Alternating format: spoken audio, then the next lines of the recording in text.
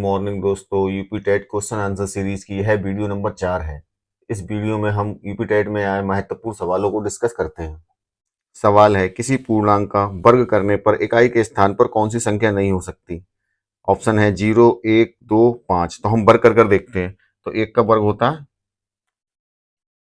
1, 2 का वर्ग होता है 4, 3 का वर्ग होता है 9, 4 का वर्ग होता है 16, 5 का वर्ग होता है 25, 6 का वर्ग होता है 36, 7 का वर्ग होता है 49, 8 का वर्ग होता है 64, 9 का वर्ग होता है 81, 10 का वर्ग होता है 100।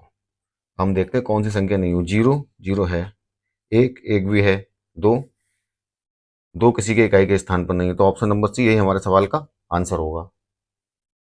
तो पता लग गया हमें किसी पूर्णांक का वर्ग करने पर इकाई के स्थान पर कौन सी संख्या नहीं हो सकती। वह संख्या है 2। सवाल नंबर 20 है, दो संख्याओं का योगफल तथा गुणनफल क्रमशः 11 पर 18 है, तब इन संख्याओं के व्युत्क्रम का योग क्या होगा। तो मान लेते हैं वह दो संख्या है a, b।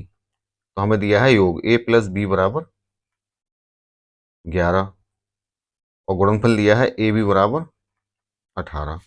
हमसे पूछा है इन दोनों के व्युत्क्रम का योग। तो 1/a, a का व्युत्क्रम प्लस 1/b, b का व्युत्क्रम, इसका योग हमसे पूछा है। तो ये क्या हो जाएगा, ए बी ऊपर इसकी इससे गुणा करेंगे b plus A, b plus a या a प्लस बी, इसका मान दिया है 11, ए बी का मान दिया है 18। यही हमारे सवाल का आंसर होगा 11/18, ऑप्शन नंबर डी। सवाल में हमें दो संख्याओं का योगफल a प्लस बी बराबर 11 और गुणनफल ए बी बराबर 18 दिया है और हमसे इनके व्युत्क्रम का योगफल पूछा है। तो व्युत्क्रम होंगे 1/a प्लस 1/b। इनको जब सॉल्व करेंगे तब आएगा b plus a upon a b बराबर b प्लस ए या a प्लस बी, इसका मान दिया है 11/ab, ए बी का मान 18। तो आंसर हमारा आएगा 11/18। अगला सवाल है, यदि 24x, 9 का गुणनफल है जहां x एक अंक है तो x का मान क्या होगा। तो 9 का गुणनफल या 9 से विभाज्य का नियम क्या होता है, सारे अंकों का योग 9 के बराबर होगा। तो 24x इसके अंकों का योग 2 प्लस 4 प्लस x बराबर 9 होगा। अब इसको जोड़ते हैं, 2 और 4 6 प्लस x बराबर 9। तो x बराबर 9 प्लस का 6 उधर आएगा माइनस का 6।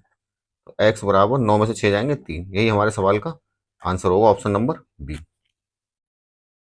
संख्या दी है हमें 24x, 9 का गुणनफल है जहां x एक अंक है तो x का मान हमें निकालना है। तो संख्या है 24x, 9 का गुणनफल या 9 से विभाज्य का नियम क्या होता है, सारे अंकों का योग बराबर 9। तो 2 प्लस 4 प्लस x बराबर 9। तो 2 और 4 6 प्लस x बराबर 9, x बराबर हो जाएगा 9 माइनस 6 बराबर x बराबर 3। यही हमारे सवाल का आंसर होगा।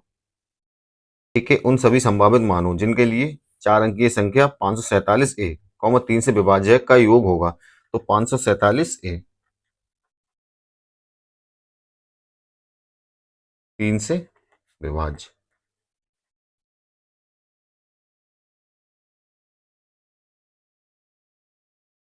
ए के अंकों का योग पूछा जहां ए पे 3 से विभाज्य कौन कौन से अंक होंगे। तो 54 जो है वो 3 से विभाज्य, तो हमें 7a में देखना है। तो 7a मतलब 70 से ऊपर कौन कौन सी संख्या है जो 3 से विभाज्य। एक है 72, फिर 75, फिर है 78।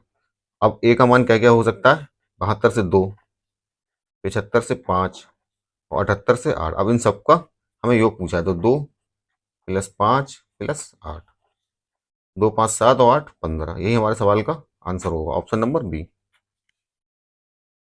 अगला सवाल है, 496 योग 318 का निकटतम सैकड़ा में मान होगा। तो 496 योग 318, इसका योग करते हैं प्लस 6 8 14, 14 के 4 हासिल लगा 1 9 और 1 10 और 1 11 हासिल लगा 1 4 और 3 7 और 1 8, 814।